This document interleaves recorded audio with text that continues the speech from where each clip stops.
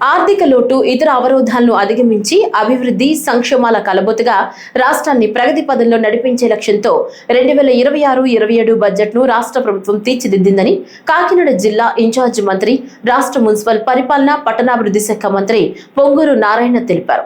కాకినాడ కలెక్టరేట్లో బుధవారం నిర్వహించిన కార్యక్రమంలో అభివృద్ధి సంక్షేమాలకు ప్రభుత్వం ఇస్తున్న ప్రాధాన్యతలను, వాటి ద్వారా చేకూరనున్న దీర్ఘకాలిక సుస్థిర ప్రయోజనాలను వివరించారు.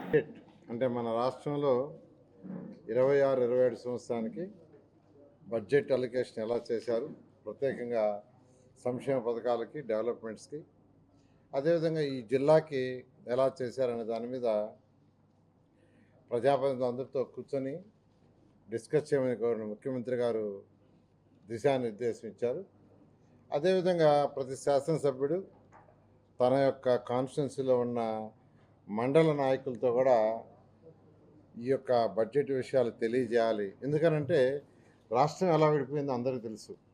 అయితే ఈ యొక్క బడ్జెట్ మన 26-27లో ఏదైతే బడ్జెట్ పెట్టామో దాంట్లో ఏ ఐటెంకి ఎంత పెట్టాము, అసలు ఎంత ఆదాయం వస్తుంది, పర్ క్యాపిటల్ ఇన్కమ్ మంది ఎంత, పక్క రాష్ట్రాలది ఎంత, ఇవన్నీ ప్రజాప్రతినిధులకు తెలియాలి. అందుకని జిల్లా లెవెల్లో ఇన్ఛార్జ్ మంత్రిగా కలెక్టర్ గారి యొక్క ఆధ్వర్యంలో యాక్చువల్గా పెట్టమన్నారు. దాని మీద ఈరోజు డిస్కస్ చేసాం.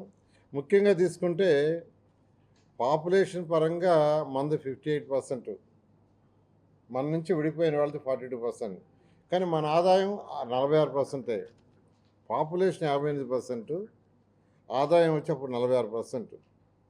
అయితే మీకు అందరికీ తెలిసిందే, ఈరోజు తీసుకుంటే ఈరోజు పర్ క్యాపిటల్ ఇన్కమ్ అనేది చాలా ఇంపార్టెంట్.